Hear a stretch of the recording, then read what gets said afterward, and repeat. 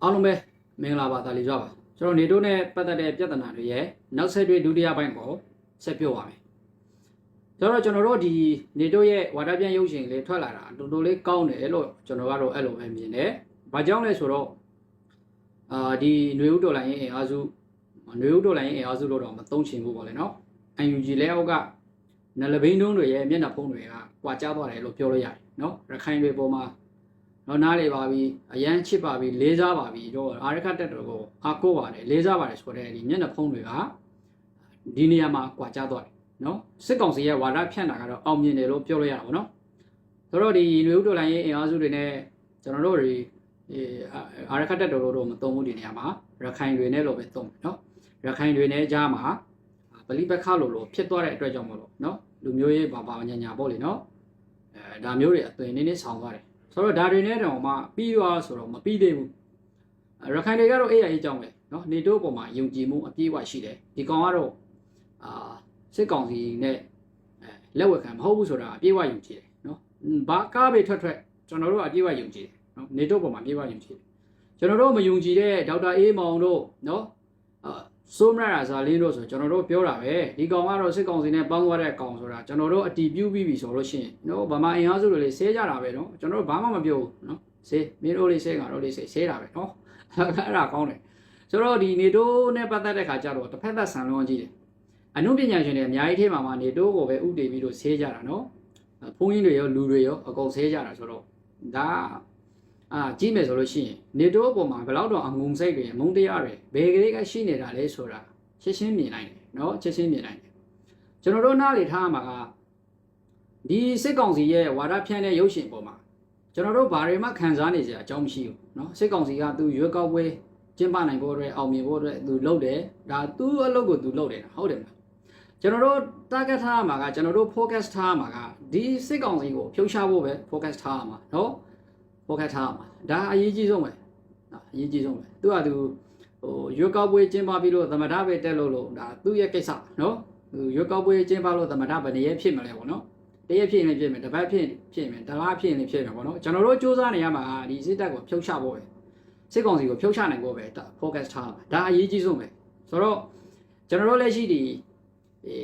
အဲ့လိုမျိုးစစ်ကောင်စီပေါ်မှာထားမဲ့ဒီရည်ရွယ်ချက်ပေါ့လေကိုယ့်ရဲ့ရည်မှန်းချက်ကိုအဓိကဥတည်မထားဘဲနဲ့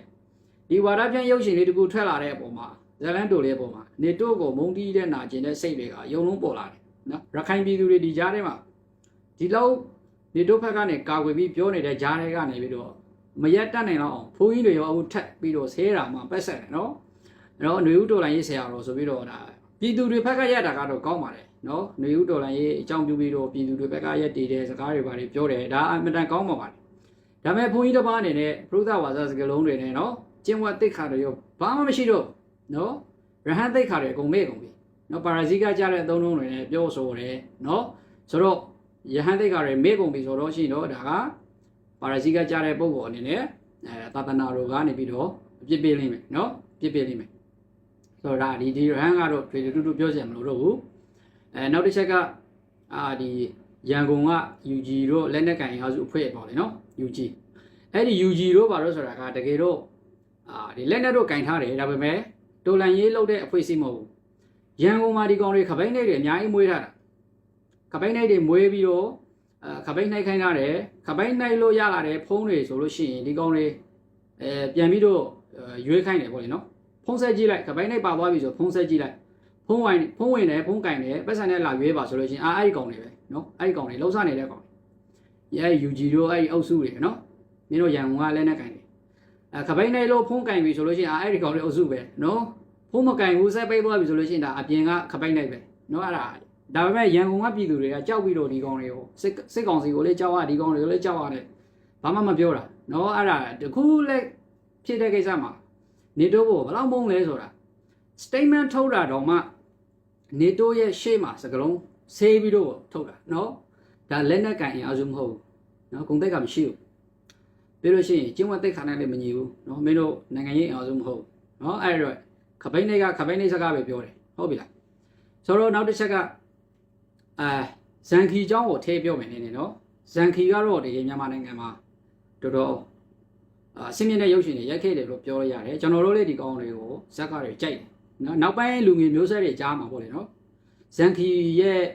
ရုပ်ရှင်တွေကတူယူပြီးတော့လူငယ်ဒါရိုက်တာတွေပေါ်ထွန်းလာမယ်မြန်မာအနုပညာပိုကားကနေပြီးတော့ဆင်းရဲတဲ့ရုပ်ရှင်ကားတွေရိုက်ကူးနိုင်ရလိမ့်မယ်လို့ကျွန်တော်တို့လည်းမျှော်လင့်ခဲ့တာပဲလေနော်ဒီကောင်တော်တော်ကောင်းတယ်ဒါပေမဲ့ဒီကောင်ရေးတင်တဲ့ post နဲ့ပတ်သက်ပြီးတော့ကျွန်တော်သိပ်ပေါ်ဝင်မကြဘူးဒီကောင်ကအမျက်ထုတ်တယ်လို့ပြောလို့ရတာပေါ့နော်နိုင်ငံရေးအမျက်ထုတ်တယ်ဘလို့အမျက်ထုတ်သွားလဲဆိုတော့နေတိုးကိုဘယ်ကလေးကမုံတီးနာကျင်နေလဲတော့မသိဘူးနော်မြန်မာပြည်မှာနေခဲ့တဲ့တစ်ချောင်းလုံးတော်တော်လေးမုံတီးနေတယ်လို့တော့ထင်တယ်မြန်မာပြည်ကနေဒီလိုမျိုးတွေဖြစ်လာမယ်တီးလို့ကြိုထွက်သွားတာဘာမှမပါဘဲနဲ့ဘာညာပေါ့လေနော်အောင်မြင်နေတဲ့အချိန်မှာအကုန်လုံးကြိုခိုင်းခဲ့တာဘာညာနဲ့ရှောက်ပြီးတော့ပြောပြီးတော့လှုပ်ထားတယ်ဟုတ်တယ်နော်ဆိုတော့အဲ့ဒီကောင်ရေးထားတဲ့ post အရာဆိုလို့ရှိရင်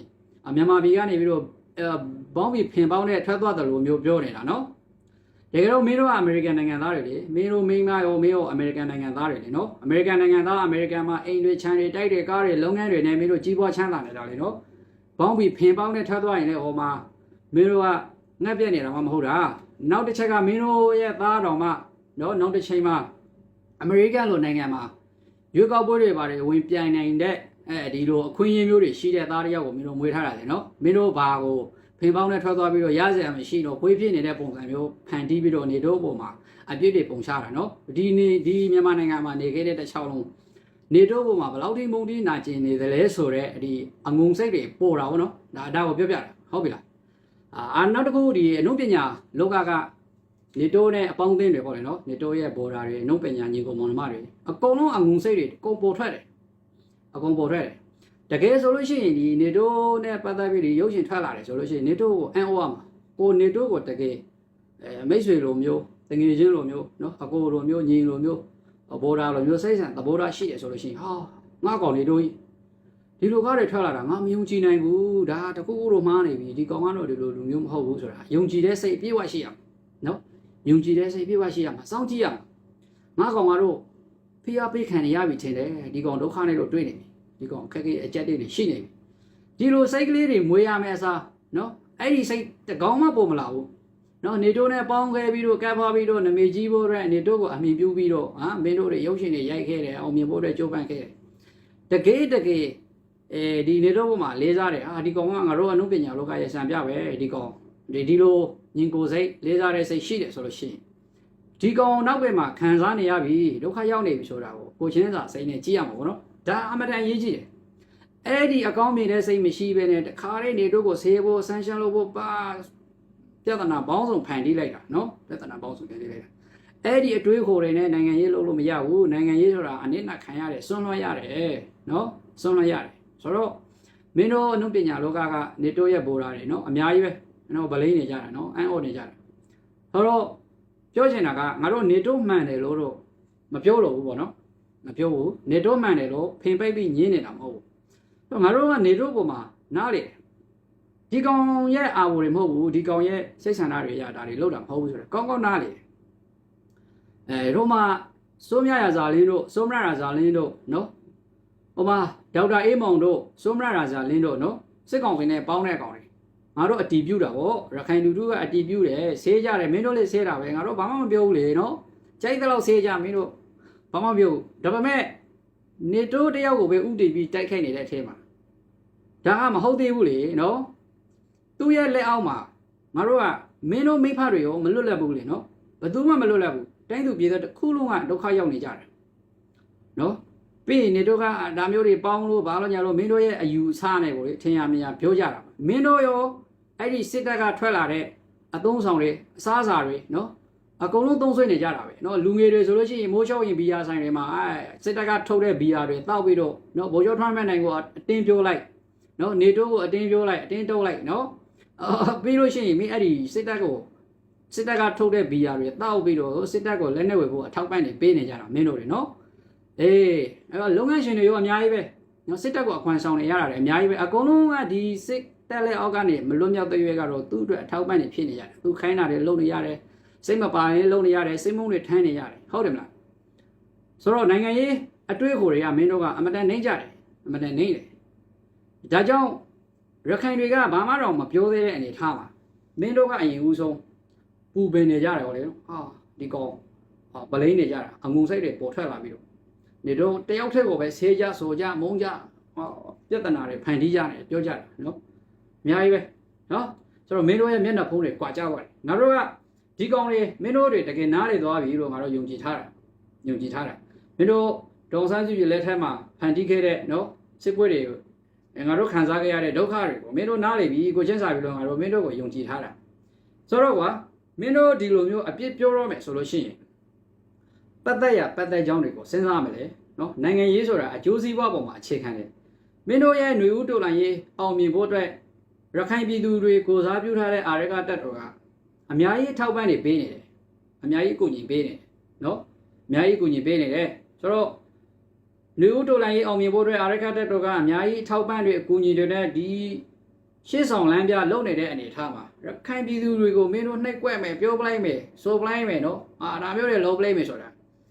ာအဲ့ဒါမှန်ကန်တဲ့အတွေ့အကြုံတွေမဟုတ်ဘူးမှန်ကန်တဲ့လမ်းစဉ်တွေမဟုတ်ဘူးနော်ဒါကိုသိရမယ်ဟိုကောင်တွေတော့ထိုင်းနိုင်ငံကဟိုကောင်မင်းနောက်တစ်ကောင်ရှိသေးတယ်ဗာလဲအဲ့ကောင်နိုင်ငံကထဲမြလားမသိဘူးနော်အဲ့ဒီကောင်တွေအရင်ဦးဆုံးမင်းတို့အရင်ဦးဆုံးမင်းတို့ follower တွေများပြီးတော့နော်မင်းတို့အရင်ဦးဆုံးဗလိမ့်လိုက်ဆိုတော့မင်းတို့ဗလိမ့်လိုက်တဲ့ခါကျတော့မင်းတို့ရဲ့နောက်ကနလဘိန်းတုံးတွေအကုန်လုံးမင်းတို့ပြောတဲ့အတိုင်းဖြစ်ပေါ်နော်နောက်တော့မှအဲ့ဒီစီသူလားစီကိုစီလားနော်အဲ့ဒီထိုင်းကကောင်နော်မင်းနောက်ပိုင်းဗီဒီယိုတွေမှာဟာရခိုင်တွေနဲ့သွေးခွေးလို့မရဘူးဘာညာနဲ့ရွှီချောင်းတွေမင်းရှောက်ပြောနေတာနော်မမီတော့ဘူးနော်မင်းတို့မမီတော့ဘူးအကုန်ဖြစ်သွားပြီမျက်နှာပုံးနဲ့ကွာသွားပြီမျက်နှာပုံးနဲ့ကွာသွားပြီဆိုတော့ကျွန်တော်အာရခတက်တို့ကဒီလောက်အကူအညီပေးနေတဲ့ဂျားတွေကနော်အကျိုးစီးပွားတွေကိုမကြည့်ဘဲနဲ့ဒီလူကိုပြဿနာရှာလိုက်တဲ့ဟာကဘလို့တက်ရောက်သွားလဲဆိုတော့ယုံကြည်မှုတွေပြတ်သွားတာပေါ့စစ်ကောင်စီရဲ့ဝါဒဖြန့်တာအောင်မြင်တယ်လို့ပြောလို့ရတယ်ဒါပေမဲ့မင်းတို့ကတော့ကြားမှာယုံကြည်မှုတွေပြတ်သွားတယ်ဆိုတော့ယုံကြည်မှုတွေဘယ်လောက်တော့ပြတ်သွားလဲဆိုတော့မင်းတို့ဗိုလ်ချုပ်ထွန်းမြတ်နိုင်ကိုဒီမြန်မာနိုင်ငံရဲ့တချင်းမှာခေါင်းဆောင်ဖြစ်လာမယ်ဘာညာနဲ့မင်းတို့ရှောက်ပြောနေတာတွေတော့မှစောက်ဖို့တွေဆိုတာမျိုးငါတို့စဉ်းစားသွားတာပေါ့နော်စဉ်းစားသွားတာပေါ့မင်းတို့ရဲ့အတွေးကိုယ်တွေထဲမှာမင်းတို့လူပွေးစည်းကလူတွေလောက်ပဲအတိမတ်ပြုတယ်ဆိုတာငါတို့အဲ့လိုစဉ်းစားသွားတယ်နော်အပေါ်ရန်တွေဖြစ်သွားတယ်အဲ့လောက်ထိစဉ်းစားသွားတယ်ဆိုတော့ဒါပေမဲ့ဒီအာရကတက်တို့ကတော့တကယ်စစ်တမ်းမှန်တယ်မင်းတို့ပေါ်မှာမင်းတို့ကသာရင်ဒီနေတို့ပေါ်မှာတာဂက်ထားပြီးတော့ပြင်းမှတ်ထားပြီးတော့ဆေးနေကြတာမစာမနာပြောနေကြတာ तू ဘယ်လောက်တော့ခံစားနေရလဲ तू ဘယ်လောက်တော့ဖိအားတွေပေးခံနေရတယ်ဆိုတာကိုမစင်စားဘူးနည်းနည်းမှမစင်စားဘူးပြောကြတာတကယ်တော့လေဒီ30နှစ်ကောင်ရဲ့တော်လန်ရေးမှာအာရခတက်တို့ကရခိုင်တပြည်လုံးကိုသိမ်းမယ်ဆိုရင်သိမ်းလို့ရတယ်သူတို့ဒီ30နှစ်ကောင်ရဲ့အစကနေပြီးတော့လေ2024ဒီဇင်ဘာမှာ15မျိုးဇက်တိတ်သိမ်းပြတာသူတို့တောက်လျှောက်သိမ်းတော့တမျိုးပြီးတော့အားရစရာကောင်းလိုက်တာရခိုင်တပြည်လုံးနေ့စဉ်နေ့တိုင်းဘုံတန်တွေတကြိမ်ကြိမ်နဲ့ကောင်းလိုက်တာတော့15မျိုးတောက်လျှောက်သိမ်းတာအဲ့ဒီအချိန်မှာအဲ့ဒီအာရခရေးဖို့တွေကယုံကြည်မှုတွေစိတ်ကြိုက်ရတယ်ဟိုအမြင့်ဆုံးအချိန်တွေမှာရှိတယ်အမြင့်ဆုံးအချိန်တွေမှာစိတ်တွေကြောက်ပြကိုထပ်ပြီးတော့ထိုးမယ်အခါသိမ်းမယ်အဲ့လောက်ထိပြည့်ဒါပေမဲ့အဲ့ဒီမှာဗိုလ်ချုပ်ထွန်းမြတ်နိုင်တို့ကသူတို့ဒီစစ်တွေတောင်နေနေအကေးစားနေသေးတယ်နော်ဒါပေမဲ့ဗိုလ်ချုပ်ထွန်းမြတ်နိုင်ကသူ့ရဲ့စဉ်းစားချက်ကဘယ်လိုလဲဆိုတော့ဒီစစ်တွေကြောက်ပြကိုသိမ်းလိုက်ပြီဆိုလို့ရှိရင်စစ်ကောင်စီနဲ့အာရခတက်တွေကြားမှာတိုက်ပွဲကပြီးသွားတယ်ဒီဘက်ကဆိုတရုတ်ဝင်လာမယ်ဘက်မှာဆိုလို့ရှိရင်အိန္ဒိယဝင်လာမယ်ပေါ့လေနော်ဆိုအိန္ဒိယနဲ့တရုတ်ဝင်လာပြီးတော့အာရခတက်တွေက confederate လားနော်ဒီအဆင့်တွေသတ်မှတ်ပါညာဆိုရင်စစ်ပွဲတွေရပ်ဆိုင်းလိုက်ပြီတရုတ်တို့အိန္ဒိယတို့ကအာမခံချက်ပေးပြီဆိုလို့ရှိရင်စစ်ကောင်စီလည်းသူလည်းထိုးစစ်ဆင်မှာမဟုတ်တော့နော်ဒါဟာရှိတဲ့ရောက်ပဲနော်ဘာလို့ဆိုစစ်ကောင်စီကတရုတ်နှခေါင်းပေါင်းနဲ့အသက်ရှူနေတာကိုတော့စစ်ကောင်စီနဲ့အာရခတက်တို့ကြားမှာလိုမျိုးစစ်ပွဲတွေရက်စေးလိုက်ပြီဆိုလို့ရှိရင်ຫນွေဦးတော်လိုင်းကြီးကသွားပြီလေအညွန့်ကျိုးပြီနော်ဆိုတော့ဗိုလ်ချုပ်ထွန်းမြတ်နိုင်ကတခါလေးသိမ်းနိုင်ပေမဲ့အဲ့ဒီအချိန်မှာမသိမ်းဘူးသူကဒီຫນွေဦးတော်လိုင်းရေးမှာအထောက်ပံ့တွေပေးခြင်းတယ်မြန်မာပြည်သူလူထုလွတ်မြောက်ဖို့အတွက်သူကောင်းကောင်းကြီးဒီအထောက်ပံ့တွေဆက်ပေးခြင်းတယ်ဒီတွဲလည်းပဲသူကဒီစစ်တွေကြောက်ပြဖို့မသိမ်းဘူးနောက်တစ်ချက်ကဒီကိုလေဒီတခြားသူတို့ရဲ့မဟာမိတ်တွေပေါ့သူတို့ရဲ့မဟာမိတ်တွေရဲ့ CAPR ရှိုးချဖို့အတွက်လည်းပဲဒီစစ်တွေကြောက်ပြဖို့သူတို့မသိမ်းပဲခြံထားတယ်လို့လည်းအဲ့လိုလို့သုံးသပ်လို့ရတယ်နော်အဲ့လိုလေးဖြစ်နေရှင်အများကြီးရှိတယ်စစ်တွေကြောက်ပြဆိုတာသူတို့ရဲ့လက်ခေါ်တွေကရေလိုတော့ပြောလို့ရနော်သူတို့အာရခတက်တွေရဲ့လက်ခေါ်တွေကရေဘေးရှင်မဆိုသူတို့တက်သိမ်းလို့ရတယ်အများဆုံးကြာရင်၄-၅လပေါ့နော်ဒါလောက်ပဲလို့ပြောလို့ရတယ်ဆိုတော့ ဘိုးချုပ်ထွန်းမဲ့နေရဲ့စေတနာကဒီမြန်မာတပြည်လုံးကစစ်အာဏာရှင်စနစ်ကလက်အောက်ကနေလွတ်မြောက်ဖို့အတွက်သူကစဉ်းစားသွားတာအများကြီးစဉ်းစားသွားတာပြည်သူလူထုတွေကအေးနဲ့အေးနေတဲ့အခါကျတော့သူကိုလွတ်ယုံသွားလို့ရှိရင်နော်သမိုင်းလည်းမလှဘူးလေနော်သမိုင်းလည်းမလှဘူးတကူကောင်းဆိုင်ရာကြားတယ်ပေါ့နော်ဆိုတော့သူအဲ့လိုမလုပ်တကယ်စေတနာမှန်တယ်သူ့မှာလည်းຫນွေဥတော်လိုင်းရေးကနေပေါက်ဖွာလာတဲ့ဒီလက်နက်ကင်အင်အားစုတွေကလည်းပဲဗိုလ်ချုပ်ကိုအာကိုတကြီးနဲ့ပူပေါင်းလာတဲ့လက်နက်ကင်အင်အားစုတွေကအများကြီးပဲ20ကျော်လောက်ရှိတယ်ဖွဲ့ပေါ့နော်အဲ့ခါကြောက်လို့ရှိရင် तू မကြည့်လို့မရတော့ဘူးလေနော်ကြည့်ရမယ်ဒီစစ်တပ်ပြုတ်ကြဖို့အတွက်မြားဦးကတော့လူလှည့်ကိုလှည့်ရတော့မယ်ဒီတွက်လည်းပဲဒီစစ်တွေကြောက်လို့ဆိုတာကြံနေသေးတာပေါ့နော်ကြံနေသေးတာဆိုတော့အခုတော့ TNL ကတော့နားပါပြီနော်နားပါပြီငင်းချမ်းရေးယူသွားပြီပပညာဖြစ်လာပြီနော်ဆိုတော့တကယ်ဆက်လက်ပြီးတော့ຫນွေဥတော်လိုင်းရေးကိုဥဆောင်မှာကဒီအာရခတက်တော်ပဲကြံမယ်အာရခတက်တော်ပဲကြံမယ်ဆိုတော့မင်းတို့ဒီຫນွေဥတော်လိုင်းရေးအင်အားစုတွေကတော့အာရခတက်တော်ကိုတေချာပေါင်းအလေးနဲ့ထားဖို့လိုတယ်နော်လေချာပေါင်းအလေးနဲ့ထားဖို့လိုတယ်အတွေးကိုတွေမြင့်ဖို့လိုတယ်အတိုက်ကဖြစ်ခဲ့တဲ့သမိုင်းသင်ခန်းစာတွေကိုယူနိုင်ဖို့လိုတယ်ဒေါအောင်ဆန်းစုကြည်လည်းထဲမှာလည်းပဲမင်းတို့နိုဘယ်ဆုကင်ပြီးတော့စစ်တိုက်ခိုင်းတာလေမင်းတို့နော်ဒေါအောင်ဆန်းစုကြည်ရဲ့လက်ဝဲလက်ရမှာဒီနိုင်ငံရေးပညာရှင်တွေအသိပညာရှင်တွေမရှိတဲ့ခါကျတော့ဒီနိုဘယ်ဆုကင်ပြီးတော့စစ်တိုက်ခိုင်းတယ်တော့နောက်ဆုံးတော့ဒေါအောင်ဆန်းစုကြည်လည်းပဲICJ မှာတရားစွဲခံလို့ခံနော်ဖမ်းကြပြီးတော့အခုမင်းတို့အမေတွေဒုက္ခတွေရောက်ကုန်တယ်ဟုတ်လားဆိုတော့မင်းတို့ရဲ့မစင်မချင်းတွေပြောတာတွေဆိုတာတွေနော်နိုင်ငံရေးအတွေ့ကိုနေပြီးတော့အုံလိုက်ကျင်းလိုက်တယ်လှုပ်တဲ့အရာတွေကနောက်ဆုံးကိုယ့်ကိုပဲထိတာအဲ့လိုမဖြစ်ဖို့အတွက်အရေးကြီးတယ်ဆိုတော့ကျွန်တော်တို့ကလက်ရှိဒီစစ်ကောင်စီကဝါဒကတော့ဖြန့်မှာပဲနော်လက်ရှိအခြေအနေမှာတော့သူရွေးကောက်ပွဲကိုသူအောင်မြင်အောင်လို့သူအကျင်းပဖို့အတွက်နှီးမျိုးစုံသုံးပါပဲနော်ပြည်သူလူထုကိုအကြမ်းဖက်လို့ရရင်လည်းသူဖတ်မှာပဲနော်အဲ့ဟိုနဲ့လာချမ်းလက်ဝင်နှိမ့်စမ်းလို့ပြောရင်လည်းမင်းတို့ကသွားနိုင်ရမှာမင်းတို့အမေဖေတွေလည်းသွားနိုင်ရမှာနော်အဲ့ဒါမျိုးတွေတော့ရှိတယ်ဆိုတော့ကျွန်တော်တို့ဒီကြားထဲမှာလွန်ဆန်လို့မရဘူးဒါပေမဲ့ဒါကိုခံစားနေလို့မရဘူးကျွန်တော်တို့လုပ်ရမယ့်အလုပ်ကကျွန်တော်တို့ focus ထားမှာဒီစစ်ကောင်စီဘယ်လိုပြုတ်ကျမလဲဆိုတာကိုပဲ focus ထားမှာနော်ပြည်သူတွေကဟိုလူဒီလူမကောင်းတာတွေမင်းတို့ပြောနေဖို့အချိန်မရှိဘူးနော်အချိန်မရှိဘူးအဲ့ဒီစစ်ကောင်စီဘယ်လိုပြုတ်ကျမလဲဆိုတာကိုပဲ target ထားမှာမင်းတို့ပြောပါလမ်းပြအောင်လို့နေပြည်တော်စီပါညာပြောပြီးတော့လေနော်အခုဗာလဲဟိုလူဟိုအပြစ်တင်ဒီလူအပြစ်တင်နေပြည်တော်စီကိုပဲ target ထားမှာနော်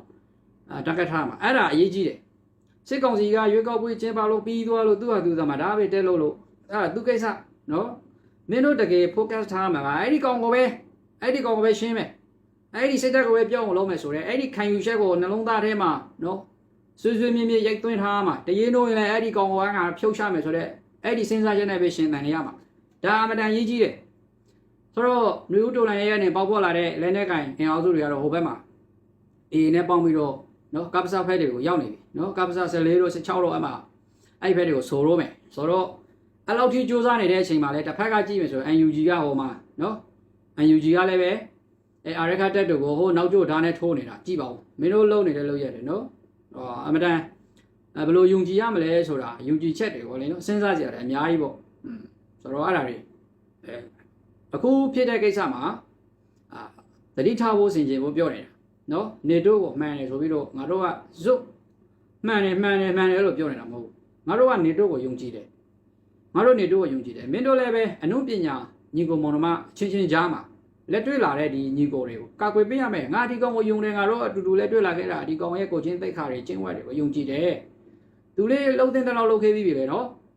ရှေ့မှာဆန္ဒပြတာတွေဘာတွေနော်လူလူရှေ့ထွက်ခဲ့တာတွေသူလှုပ်ခဲ့ပြီးပြီလေဒီလောက်ပဲလှုပ်နိုင်မှာပေါ့ဒါတွေကိုနားလေဖို့ပြောပြနေတာအဲ့ဒါအရေးကြီးတယ်โอเคနောက်ပိတ်ဆက်မယ်ကျွန်တော်တို့နောက်တစ်ပိတ်ဆက်အောင်မယ်နောက်တစ်ပိတ်မှာခက်ကြမ်းပြောမယ်โอเค